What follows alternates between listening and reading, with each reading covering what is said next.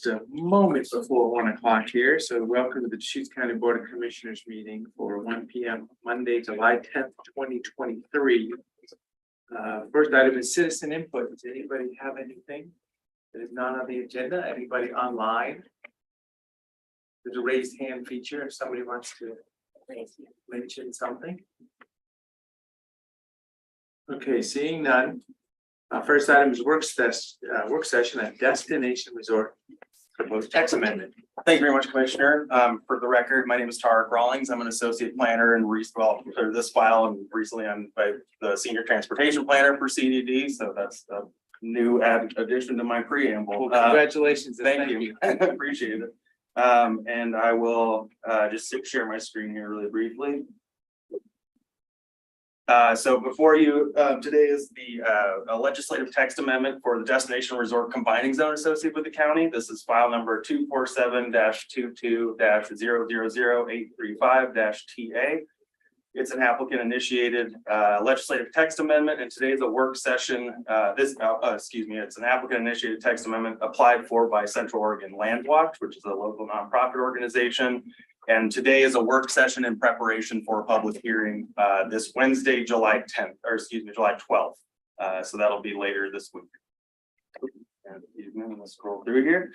So the proposal includes changes to chapter 18.113, which is the county's Title 18 Destination Resort Zone provisions, as well as changes to Title 19, Section 19.106, which is Title 19's Destination Resort facing provisions.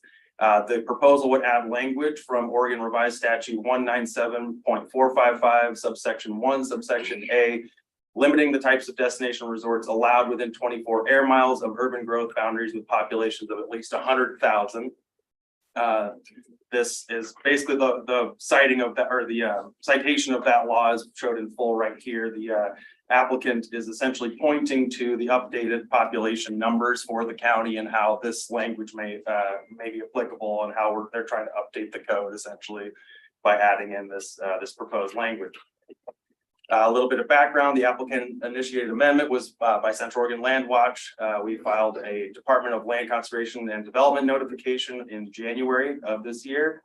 And we also sent agency notice of the proposal out to any kind of relevant agency partners on the 18th of January. We also mailed individual notice to all property owners affected by that destination resort combining zone in late January, and that it's more commonly known as a Measure 56 mailing, which goes out to all properties that are affected by that proposed zoning change. There was a notice of public hearing then published for the board's public hearing on Wednesday, on May 12th. There were some technicalities pointed out with that notice, so an amended notice was then mailed on May 27th with kind of those corrections made.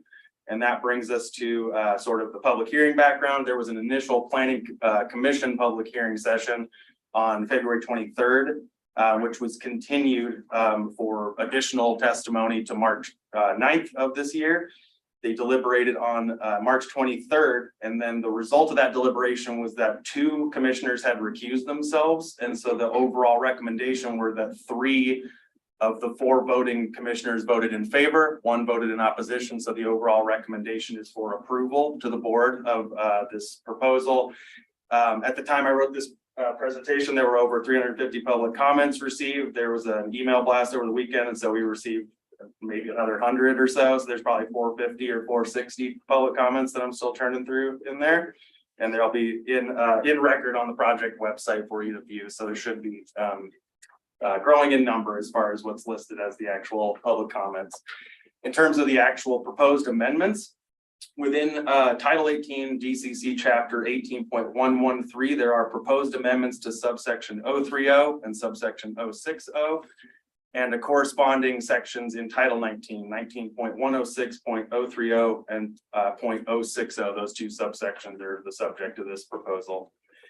The text modifications that have been put forward in public comment, these are the 2 modifications that we're going to highlight that are basically friendly amendments to what the applicant would be proposing. There are other text modifications put into record, but they are not what I would consider friendly amendments to the proposal itself. They almost nullify the proposal, which so these are 2 of sort of the more nuanced proposed text modifications that were presented to the planning commission, and we're kind of drawing more or less the most interest out of any kind of text modifications shown in public comment. So the first shown here would revise the proposed text modification to essentially emphasize that provided that this provision only applies to new proposed destination resorts and not to existing developments approved as destination resorts. That was submitted by a representative for Juniper Preserve, formerly known as Pronghorn Destination Resort, in February of this year. The second proposed text modification essentially points out that that this proposed language would apply except for destination resorts with conceptual master plan approval as of the date of adoption of this regulation, should it be adopted. That was submitted by Kenneth Katzeroff, who is a representative of several land use issues in the area and is involved in this one similarly. There's been some discussion of Measure 49 claims in the process around Measure 49, the Oregon revised statute specific to Measure 49. Back it up a little bit. Yeah, just processing. Sure. What's the status of those proposed amendments? So I mean, I was reviewing this and those are not included. Is that correct? Right, they're not in our package. The packet, it should be included as your attachments. There's hundreds of pages of sort of the application materials. There's the proposed amendments in there, and then there's findings showing that potentially. The friendly amendments. Right. That's not within the applicants. That's for just the board's consideration, should they And want. it's not in here at this point. It's just, no, excuse me.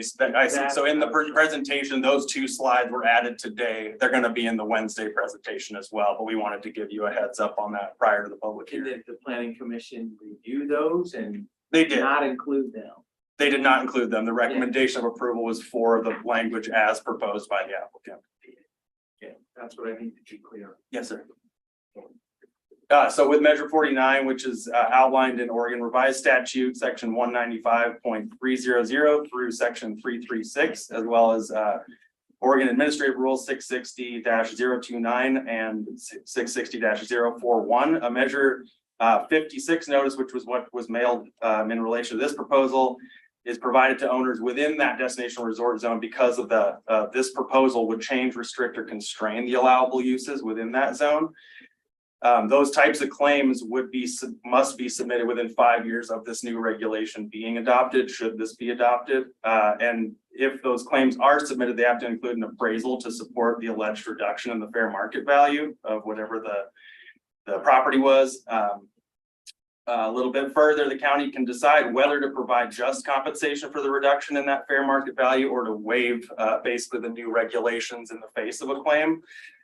In the past, Measure 49 reviews in Deschutes County resulted in a waiver of the regulations rather than that compensation. And we were trying to basically spell out some of the basics of a Measure 49 claim process with a lot of internal legal counsel coordination. So if there are any questions that come up on Wednesday, that relate to liability or compensation, things like that, we're going to have legal counsel there to discuss that, but it's more about outlining these really basic principles of Measure 49 in terms of it's not explicitly a compensation-based system was at least one element we really wanted to kind of put out into record there. So that's just some background. We've heard Measure 49 mentioned a few times in the process of this review. And so just wanted to put some information there. This is also not in the packet, but we added some last minute details. So yeah, we're setting up for a public hearing today. We're not going to get into the substance of the matter. Correct.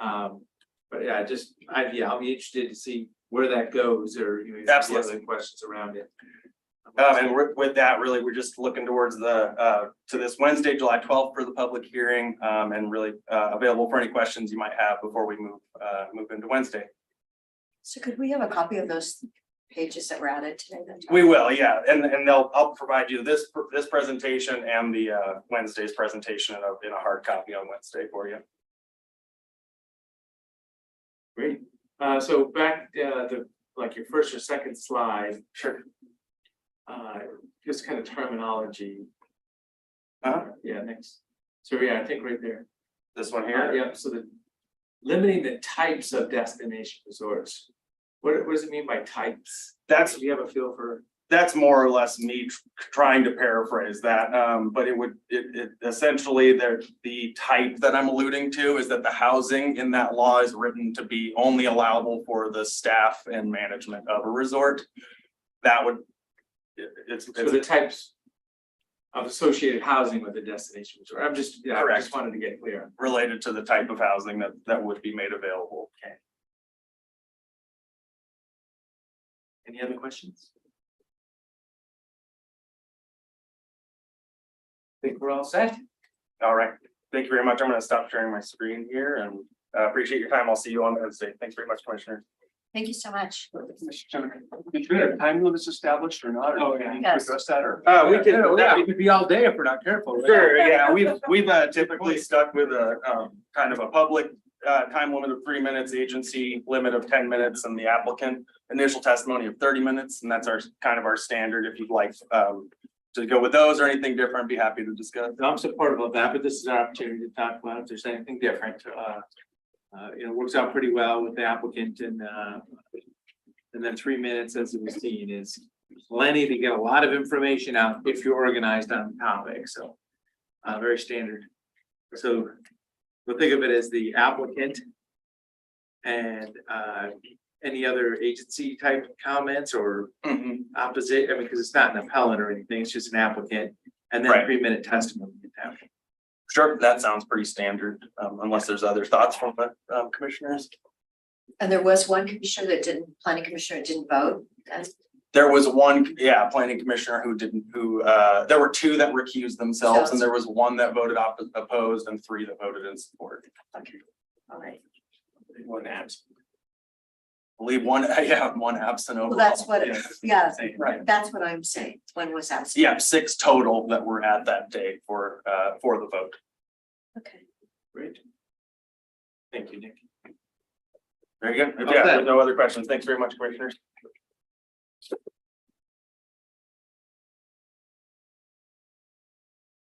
Okay, yeah, item number 2, DLC planning assistance grant application. Hey, good afternoon, Chair, Commissioners, your planning manager, Will Groves. I've got some potential grant money that DLCD has available, and I'm looking for some direction to see if you'd like us to pursue those dollars. These are dollars that were made available in the current legislative session. There's 3.5 million statewide for these, and they are directed towards developing, adopting, and implementing plans to support housing production. And they also importantly allow for the update of local development codes to reduce barriers to housing production. And there were 2 projects that jumped out at us as potential things that you might be interested in seeing us pursue dollars for. One of these potential projects, of course, we've been talking about a number of times, is House Bill 3197. We had recently, last week, talked about it and put it on the back burner compared to Senate Bill 1013 and the recreational vehicle housing possibility. Under this, if we chased these dollars under the direction and were granted it, DLCD would provide us a consultant that would help with working through the code to update those provisions to add clear and objective standards throughout the code. The second project is one that we've talked about a number of times. It is as properties have looked for rezoning along the eastern flank of Bend from farm zone to MUA 10 typically. There had been some concern about those properties being divided in a way that might cause them not to be well formatted for urban inclusion in the future. And there have been some discussions about the potential of maybe limiting those land divisions to cluster developments. As we discussed, the city of Bend isn't really ready at this point to go through a urban reserve process. And there was some notion that a relatively light text amendment might improve the compatibility of these lands in the future.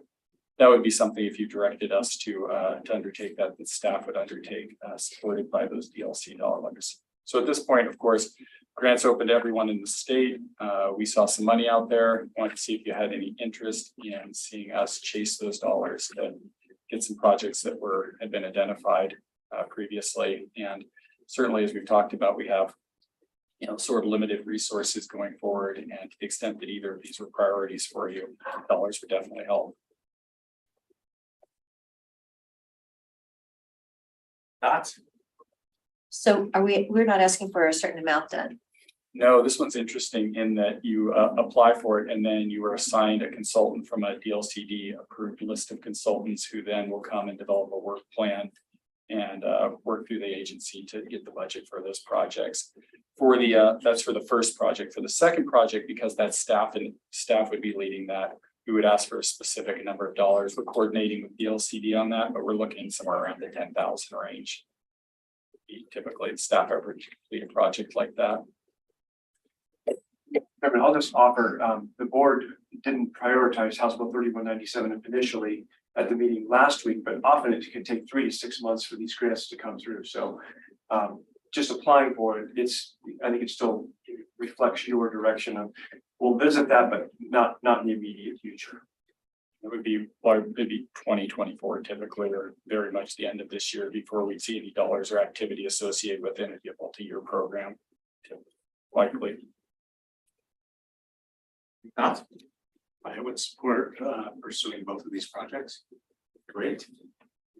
So yeah, for 3197, looks like that may just fall right into place, especially, DLCD, everybody around the state there. That's gonna be real important. Just for clarity, what is the code amendment for the UGB that since the city isn't doing it, what domain are we gonna be working in? Yeah, so as we've had discussions with this over time, we would be coming to you with a direction for that work plan. I think what I've conceived of and we've talked about a little bit, but really open for feedback on this, is the notion that at minimum, perhaps properties that were newly rezoned would come with a limitation that if they wanted to divide prior to being brought into the city, that they would do it through our cluster subdivision. And what the effect of that is that instead of, let's say at 100 acres, instead of getting 10 acre lots, I would get between, depending on the proximity to the city, 15 to 22 acre lots. And about half the property would be left as open space. And so that leaves that large open space lot ready for easy city development. It also encourages the landowner to produce more housing opportunities rather than larger lots. That could be applied to things that were newly brought through that process. So it could be effective as of the date of the ordinance adoption. It could be effective some point retroactively, if you're one of these new to the zone folks who said you were going to get into the city, please plan for that. Or it could be applied more broadly to properties that we're looking for division just within a radius of an urban growth boundary. So I think there's a lot of potential there. There was some discussion with the city about asking them about maybe future infrastructure corridors. So, as they're laying out those lots, trying to keep them out of the extended right of ways of major infrastructure corridors. But right now I think it's a problem that has some conceptual ideas with it. And this would give us the dollars and the impetus to go forward to explore that and see what would be interesting. So my thought is, what about participation by property owners? As in, some people are going to want to pre-design that answer. Hopefully the property owners are going to be involved, is my point. Yeah, so we certainly need to identify as we talk to the board, I think we would coordinate with you a starting point. So if it's properties going forward that haven't presently been rezoned, we have a pretty good idea who would, potentially be needing a notice. If it was to be backdated, we could get those people involved through direct notice. That's going to be very important. The people that you've talked to recently certainly have indicated that they're just waiting to get into the city and don't have plans to partition or subdivide ahead of that. But people's plans change, and this would limit some of the options potentially for them in the events that their plans did change. So we want to make sure that you got good testimony and people understood what participating in this program might look like, and the board decided how to coordinate this. Is it very much northeast edge of Bend, or could this be for other places too? I think that that's something we'd be looking to board direction for. I think maximally you could say within a radius of any of our urban growth boundaries would be an area that this would be for consideration, but this issue has been identified as a recurrent theme on the east side of Bend. So it may be, specific properties of a specific acreage within a radius of Bend. I think that's the interesting question, is how to catch the right number of properties again, the primary concern is that these properties end up poorly formatted for city development in the future. And we've seen some of that with the last UGB, that a lot of the properties that were brought in are difficult to serve with infrastructure. And these eastward properties being largely level, largely unformatted at this time are ideal, and it could be problematic if they get chopped up in awkward ways as the city tries to come that direction. So you used the term backdating. When do we do backdating? That seems a bit unfair. Well, so what we would, that's open for a question. So you could say that this rule, let's say that I'm going to make an example of this. Let's say that you said all land divisions within 1 mile of the eastern side of the city of Bend have to be cluster subdivisions starting today. If you did that, that affects all properties, right? That affects, people who were rezoned in the past, people who've been zoned MUA 10 since the dawn of time. You could say instead that this affects properties that have been rezoned recently to MUA 10 out of farm zoning. And the effective date of that is today, 2 years ago when this push of rezoning occurred. So you could set it anywhere along the way. It's not a backdating in the sense that it's pulling the rug out from an existing project. It's just identifying those properties, which as of today have told us they're not looking to divide, and putting some sort of sideboards on that, but that may or may not be in the board's interest. So I give that as an example without leaning towards an outcome. Okay, so this applicant, the letter's due then by the end of the month. So Yeah. I'm supportive of it. I am too. So, let's proceed with the grant application, DLCD, both these topics, as I say. The code amendments for future urbanization.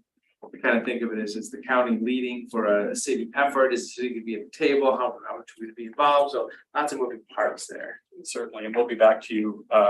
We certainly don't want to get ahead of the board, and we'll be back should we get dollars with a specific work plan for direction about which way you'd like to see us set off in. Really appreciate your support today. Thank you. So, you want to make a motion for that? Do we need a motion? I'll move to authorize the Community Development Department to apply for planning assistance grants from the Department of Land Conservation and Development for the 2 projects described today. I'll second it. Any other discussion? Seeing that, Commissioner Jackson? Yes. Commissioner Dare? Yes. And Chair votes yes. There we go. Nice to you. Okay, item number 3, we're getting right through here. Oh, almost went time. A discussion of moving the coordinated homeless We're on. response office, COIC. Okay, So this is a discussion for ourselves at this point. it is a discussion for ourselves. The COIC advisory, our group with the representatives from Lapine, Sisters, Redmond, Bend, came to the agreement that we should approach COIC, and we actually have sent them a letter as of the 27th of June. I don't know if the other 2 commissioners were given a copy of that letter or not. No, and it hasn't gone to the COIC board yet. No, well, we're waiting because Ms. Bainey is going to check with her executive team before we know that we can go forward with this request. She's trying to figure out if it's really the best way to go, but according to my notes, different people on our group in Redmond, they're discussing that this opportunity tomorrow night. I believe Lapine is Wednesday night. Bend is going to be on the 19th, and Sisters is going to be on Wednesday night too. So there's all kinds of opportunity here, and it's got to get it really definitely needs to be aligned. And as you see things from the MAC group, that funding, there's still, according to Chris, several $1 million out there that they're still trying to decide what they're going to do with that money. They were thinking about a hotel and haven't really heard about that, but our problem is the homeless outside the cities. Our response from the governor and the original MAC money, according to a letter dated from February 15th from Cheyenne Purrington, said that the MAC money could not support unsheltered solutions like safe parking or managed camps. And yet it seems like, that's what we're really dealing with it today in today's world. So, and also it said not for gap funding. So there's a lot of different things going on. The 4123 is, it's the $1 million, but then we have to continue that operation for another 3 years. So it's to keep our strategies going, aligning with all the different milestones, funding sources, and supporting all of our community partners. And as you are aware, it's one thing to set up something, it's another thing to have sustainability. In fact, it's like the navigation center at the city of Bend, that contract is for 1.3 million a year that the city of Bend is doing there. So you can see all the dollars that are being invested everywhere, and who, how can we really get a firm handle on what's going on? And as this room is aware, we've had a lot of challenges the last couple days in the community with, we're now into fire season. So it's a challenging time. Eric, do you want to add some other things? Sure. As Commissioner Dare mentioned, really what we're talking about is the host entity for the Coordinated Houseless Response Office. The CRO board met a couple of weeks ago and looked at several options of who should be the host entity, and ultimately is recommending that we ask COIC to take over, to move the CRO office to COIC. There are several reasons for that. One is the regional planning that COIC already does. Another is the close work that COIC does with the Homeless Leadership Coalition, and also the work that COIC does for Housing for All. So the CRO board passed a motion to ask COIC to move the office, and COIC would provide operational oversight. And what we're looking for today is if there is conceptual support to move Coordinated Houseless Response Office to COIC. And Commissioner Dare mentioned that the other 4 cities that are part of the coordinated office will be discussing it in the next week or two. Next week and a half. Yeah, for their bodies as well. So that's the question today for the board. So I'm COIC board, so I'm right on the other end of this also. There was a meeting, Tammy had coordinated a couple of us that were available with the executive committee, so the idea has been put out there, so it wasn't a decision at that time, it was just, hey, there's a request.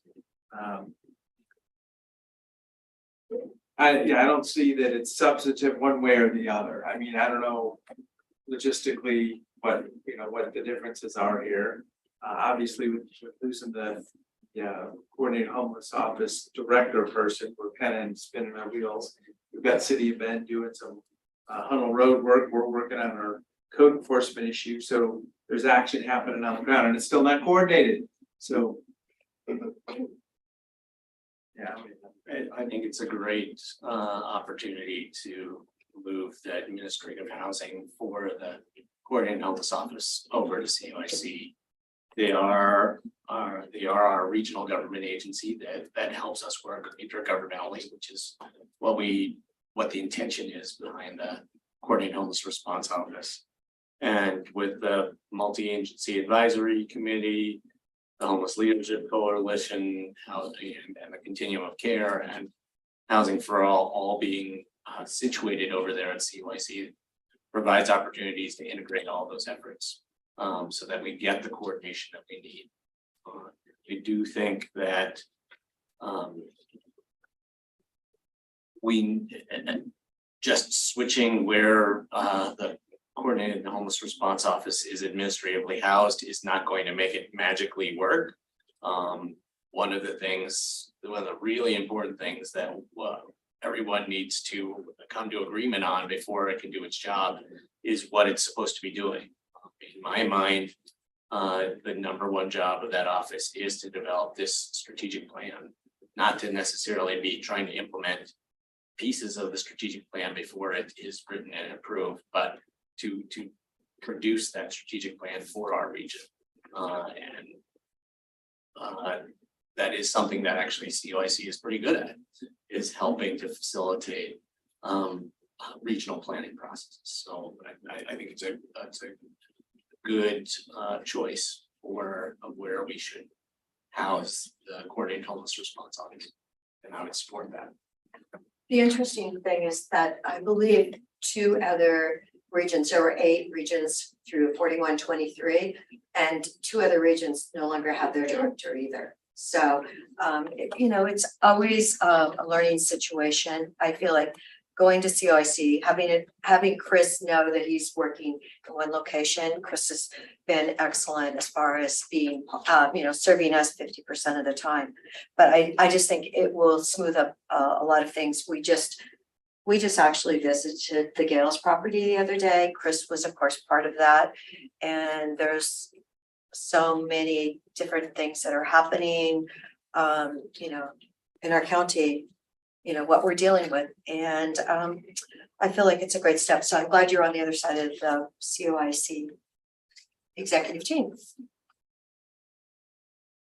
So yeah, in the big picture, I'm still in a spot where are we gonna take a problem, 100% problem, and try to make it 90% or not? Because I don't know that anybody's doing that. I'm trying to make this a smaller problem or not. Also, when people send me an email complaining about you know, China Hat, Huddle Road, or any other homeless situation, am I supposed to respond? And this is for all of us. Am I supposed to respond, or am I supposed to hand it to somebody? I'm in a bad spot now because we got a coordinated homeless office. We used to have a director. I'm the commissioner. I'm the chair of the commission, and I can talk to people, but I'm not doing anything about homeless right now. So it's pretty awkward. Well, what were you doing before? About homelessness. Well, trying to Before we get- had a coordinated homeless response office.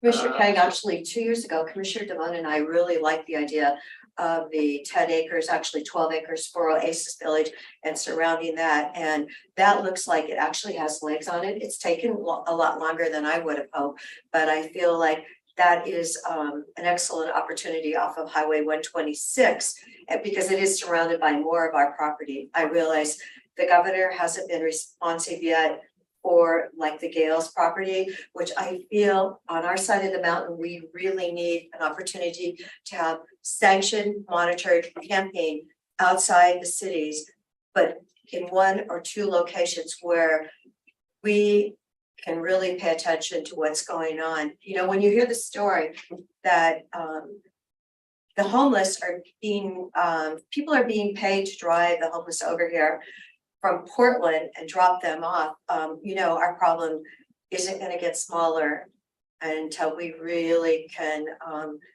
come with some stronger sanctioned rules for different people. So to answer your question, I would say, well, where is this issue happening? And this is kind of before COVID, right? So COVID, we had our hands off for a while. Where is this issue happening? What's going on here? Sheriff's office is available to make a presence. Health department is able to make a presence if somebody is either going to be moved or not. City of Bend, if it was in the city, it's like, we'll call the city because it's the city's jurisdiction. So now we have a coordinated homeless office, and the city is like, well, yeah, somebody's in charge, and they kind of asked us to be in charge. But I'm not in charge. I just receive complaints and information from people. So we're in a bad spot. I mean, all who's taking of the those lead? bodies are still doing their job. The health services, the homeless outreach service team, still doing their job. City of Bend Police Department, Sheriff's Office, still doing their job. So I mean, I don't see any significant difference in what the county or the city is doing. I don't see that that the county and city are doing any less than they were doing before, because we have a coordinated homeless response office there. As I said, I see it as hands off from COVID, and now we have established camps, China Hat, Juniper Ridge, Hunnell Road, Round City, and east side of Redmond. And those established camps are something we didn't have before, so I'm referring to that. Now we have these established camps where like, well, yeah, that's Juniper Ridge, we don't, it's just dirt world, we just leave it there. So I mean, we're not taking dirt world and trying to make it better, I mean, now we are. No, we Made a are. choice to clear it, and Hunnell Road. So that's my point, when people complain, do I just say, well, yeah, we're kind of working hard on that right now? Or is there somebody else I can coordinate with? So think about this, incident command, we have an incident. You have an incident manager, and this is what I'm gonna be talking to the board about a little bit. You have operations, think about a fire, operations, what are we gonna do in the next 8 hours with this crew? Planning, what are we gonna do in the next 24 hours? Joint information, PIO. This is, when the media wants information, that's where the media goes, it's that PIO. I'm in kind of never land right now because we're kind of putting something together. So as I say, I don't know who to critique or anything, I'm just laying this out here right now. Yeah, I would just say, there were people living in Hunnell Road long before COVID. There were people living in Dirt World long before COVID. There were people living at John Hatt Road long before COVID. So, the problem is getting worse. I think in part because people are being swept out of certain other areas, and in part also just because homelessness is a growing national phenomenon. But this office does give us the opportunity to coordinate intergovernmentally eventually when it's very clear what we're supposed to be doing. Which is why I keep saying that I think the office's #1 job is to develop a strategic plan, so we know what we're supposed to be doing.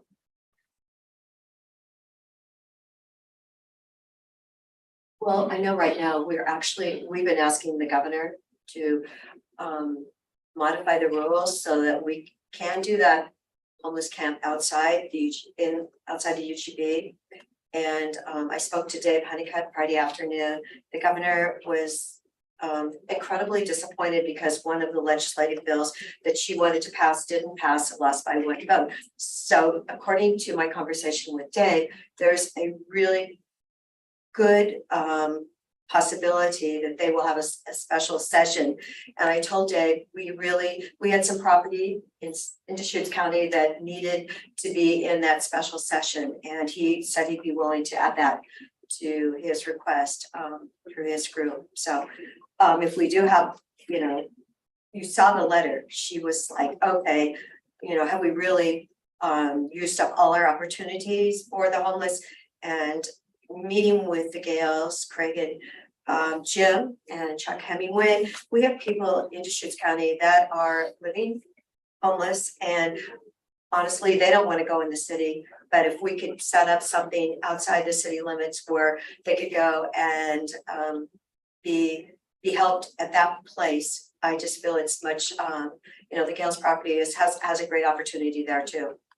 But of course, right now, the governor is saying no.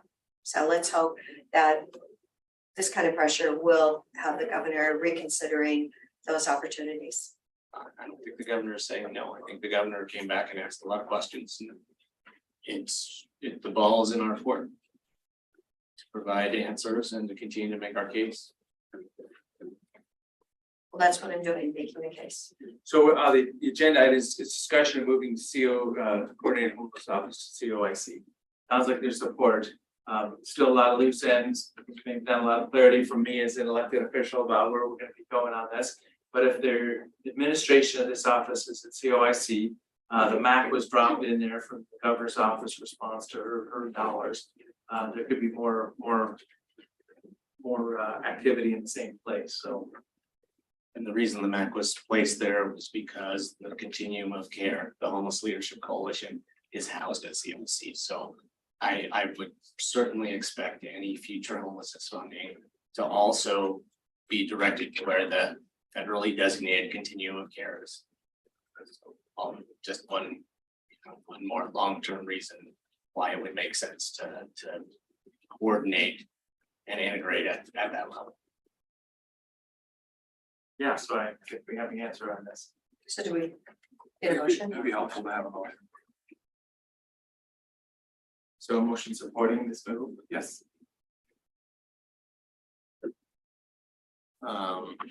I move to shift functional oversight for the Coordinated Homeless Response Office from Deschutes County to COIC. I will second it. I do believe that per our letter, the county will still maintain, will be the grant recipient and will maintain the responsibility of managing the fund. That's just a little off in there, just to clarify that. Okay, so it's been moved and seconded. So as a COIC board member, I think of this as a function of COIC, because there's gonna be an oversight board, which is the 5 elected officials, which isn't the COIC board of elected officials. So it'll be a function of COIC that, I mean, you'll have the authority to give guidance, but then it'll just be, you know, the resources available to go do whatever needs to be done. Thank you. We'll see what it was like. Moved and seconded. Any other discussion? Seeing none, Commissioner Chang. Yes. Commissioner Rea. Yes. Chair votes yes. Okay. Anything else for today? Yes, okay, here we go. Okay, back again, commissioners. Again, your planning manager, Will Groves. I have for your consideration a request from an applicant in the matter of the LBNW Rural Industrial Zone change. This is a request that they had to extend the post-hearing open record period. Currently, that post-hearing open record period rebuttal would close out on Wednesday. They've seen some materials submitted by parties to the record that they'd like to respond to more clearly. And accordingly, have requested some additional time for themselves and all parties to engage with that. And so under their request, they would leave the rebuttal evidence record open until July 19th, with the final arguments going to July 26th. So each case an extra week. If you did approve this order, staff would provide notice of this extension of the record to all parties. So I saw that in email, I didn't figure everything out or whatever, but yeah, so is there an order number now? Yes, and that's order number 2023-031. So just extending the open record period from the current case by 1 week. So ready for a motion on that? Because from our point of view, it's applicant's request. And it's pretty straightforward. So I move resolution number 2023-031, extending the open record period to, was that July? It'll be the rebuttal period to July 19th and the final argument period to July 26th. Okay. So move. Second. And it's seconded. Okay, any other discussion? Seeing that, Commissioner there? Yes. Jay? Yes. And I'll vote yes. Thanks much. Here we go. A little bit of business. What will happen on the 26th? When will this come back to the board? Oh, of course. So what'll happen is that the on the 26th, on or before the 26th, the applicant will submit a final argument in that matter. Staff will then begin packaging those materials for board deliberations. And so it'll be kind of a match between the amount of material that we've gotten. We need to summarize that and provide you with a deliberation matrix. We'll construct those and then look for a date that works with your calendar that we engage with those arguments.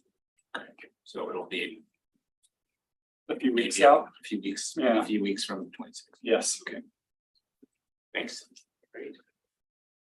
Thank you. Anything else? The only other item I was the Commissioner Chang had coordinated, but about the resolution. Okay. Yeah. Were you going to raise the NACO resolution? Yes, so I'm sorry I didn't bring it with me, I got email. but Nevada County in California is experiencing major fire insurance challenges, as we are here at Deschutes County. They're just having a tremendous number of people having their coverage revoked or their premiums dramatically increased. And so they are advocating for, they put forward a resolution requesting that NACO advocate for the federal government to engage on this issue to try to provide relief to homeowners who are frankly being left out in the cold, so to speak, in terms of fire insurance coverage. They didn't specify a specific answer or solution policy approach to this. But they said that one thing that the federal government could explore would be creating a national fire insurance program, kind of like the national flood insurance program for people who live in places where the private sector will not offer insurance coverage. So did they say anything about the California Fair Plan? Because I lived when a fire went around my house, USAA canceled our coverage that was supposed to start December 1st. The fire was November 2nd. So we had to go with the California Fair Plan at that time. And you know, it was, of course, the coverage was minimal compared to what USAA's coverage would be. But I know that Farmers is really pulling out, and then that news story was all about mobile home, manufactured homes that are over 25 years or no longer gonna Secondary be. insurers are pulling out. But yeah, the California Fair Plan, I mean, maybe Oregon needs to come up with their fair plan. And we have something. I'm not gonna do a good job of describing this, but we have something comparable to the fair plan.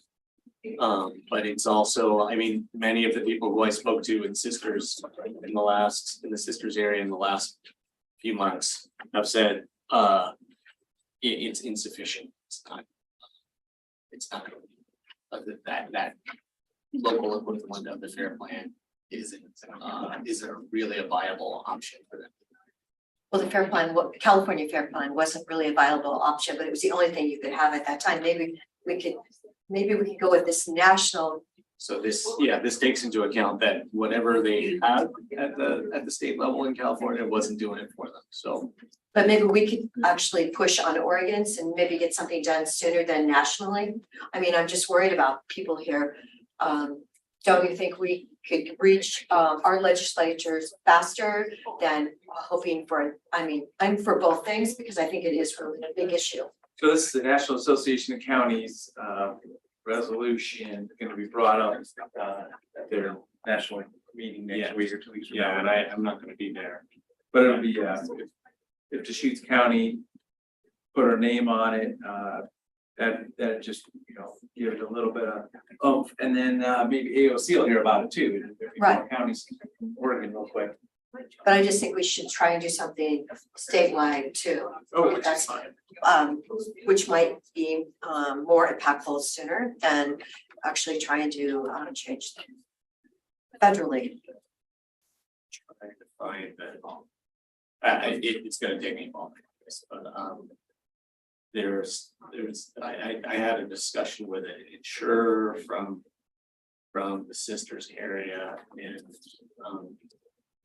she described something that she basically said that Oregon has something like the fair plan already, and it was not, it's just not very helpful. Well, let's try and make it more helpful. Let's try and make it more helpful. Well, I mean, Well, so you support this resolution? I okay, do. go. Yes, but And you like this topic? yeah, and I definitely think we should, like, let's get on Oregon now and get what they offer improved, you know, improved for people. Like, what are people gonna do? You know, if you can't get insurance, you're buying something and, you know, you can't get insurance, that, you know, makes our housing market even more under the pressure. So Commissioner Chang, would you be proposing to be a co-sponsor at this county level or something? Or so it's like, I've already told Commissioner Hall that I'd like to sign on individually as a co-sponsor. So that's an option for you all as well. And then if any of you are going to the NACO National Conference, then that'd be an option, you know, an opportunity for people to push on this. That's an issue. do you want to vote of a position of Deschutes County, or is that what you're asking for or not? I was just going to say that I'm individually co-sponsoring, and anyone else who wants to can do that. I mean, if you all are interested in the county co-sponsoring or you know, endorsing as a body, we could do that as well. Chase it. That's right. I move that the Deschutes County be an endorser of this NACO resolution for the availability and affordability of homeowners and actually commercial wildlife insurance. Second. Sorry, wildlife. Ooh, fire. I didn't have my glasses on. What an excuse. Okay, so moved and seconded. So just so you know, Kate Metcalf from the Sisters Athletic Club says he contacted the Oregon Fair Plan. It's a long process that it didn't work out for their commercial. So we have a fair plan. So. So that our fair I plan don't- needs I don't know improving. anything more about it, you know. We could bring that up on Wednesday during the legislative update. Yeah, Can somebody remember to do that? Oh, there we go. Thank you so Please. much. Just the topic, yeah. Yeah, and we forward this to Doug in advance and Oh, great, let yeah. him know that the Yeah. topic came up for Okay. discussion and you're interested at the state level and. Right. discussing the we should get ahead of it Yep. just in case. Thank you. So it's been motion seconded. Call for the vote, Commissioner Dare, Yes, Commissioner Chang, Yes. and Chair votes yes. Okay. Anything else? Nothing else should be. Okay. Said anything? Looks like we're all set. Meeting adjourned. Wednesday. Yeah. Any chance I can talk to you guys by chance about coordinated health response office and the resort thing? You can talk about it now. I can talk. Okay, all right. Because of the one.